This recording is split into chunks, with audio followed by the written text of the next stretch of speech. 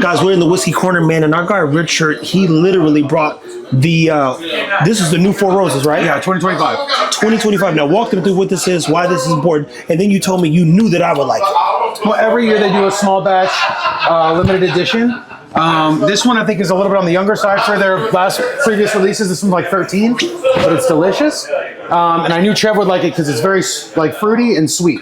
Actually, there was an article that Chance sent out that was talking about the origins of the flavoring for juicy fruit gum, and I didn't know that, but the chemical that makes it taste like juicy fruit gum is sourced from alcohol. And they reference this bottle in the article, and there is a juicy fruit taste to that pour. I think you know what? I can taste that, man. Yeah.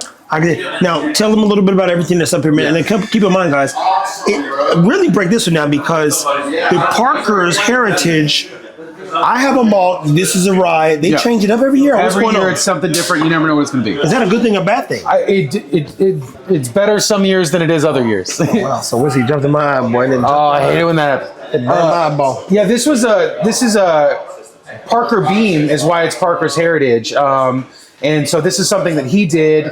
And he had I think it was ALS or MLS, and a portion of all of these go to support the foundation for fixing that. And he passed away, I think, in 2017. But they've been continuing the Parker's Heritage Collection since his passing. And the 11-year single barrels that they did after he passed were some of the best whiskey I've ever had. Yeah.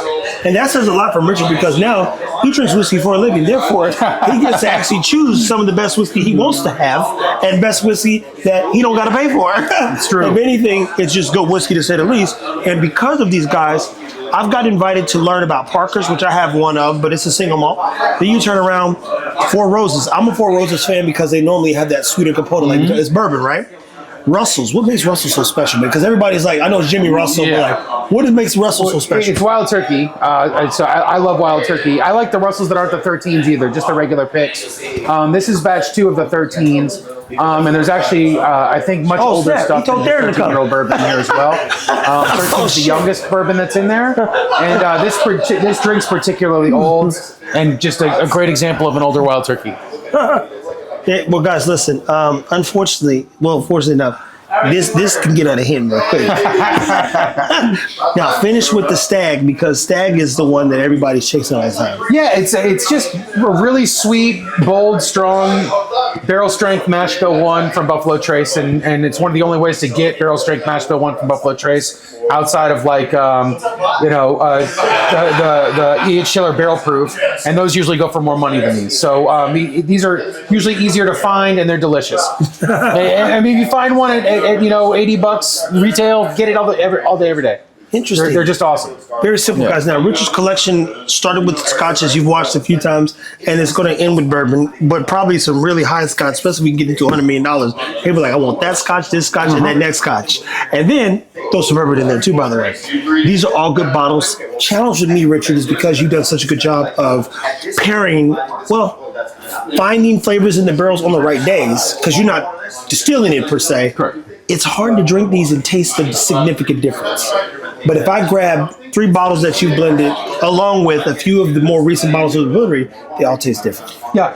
How do you fall in love with this stuff when you're creating stuff that's just as magical? Well, some of these are kind of what got me into whiskey, and then also these are a great barometer for what people love. So when we're making stuff at work, we want to be making stuff that's on this level, that drinks this good, and so that's partly why I seek this stuff out, even though I'm drinking whiskey all the time at work and I love our stuff, is A, to see what else is out there, what we're being compared to, and B, see what I think about it in relation to what I think about our stuff, so that when I'm creating, I can make something that I think is as good or better than this stuff for the price comparatively. There you have it, guys. Well, as always, man, I said it before, keep it whiskey. This is the Whiskey Wizard. We've got the Whiskey Giant. We've got the Whiskey Rebel. I'm Mr. Whiskey himself. And it's all because we enjoy whiskey, but most importantly, we enjoy friends and sharing stuff, man. I love that this thing's growing. What do you think of this? Oh, the Four Roses is good. Yeah. You look. I love it. And I think that's the fun part about it, too, because then Tim and others said, Trevor, you're going to like this. Or such and such. And I was like, I've never had that thing, right? Yeah. I've never done that. Like, you're going to like this. I'm like, you're going to like it either way I go. This motherfucker is free. But now it's like, Okay, yeah, I can see why you know me why I would like this. Yeah. Because everybody knows that I don't fucking like. Oh, don't do that to Trev. He don't like that. That's not gonna work.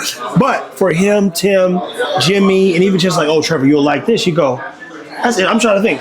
When last time I told somebody they was gonna like something? I don't remember, people, because most things I make is good. Guys, keep it whiskey.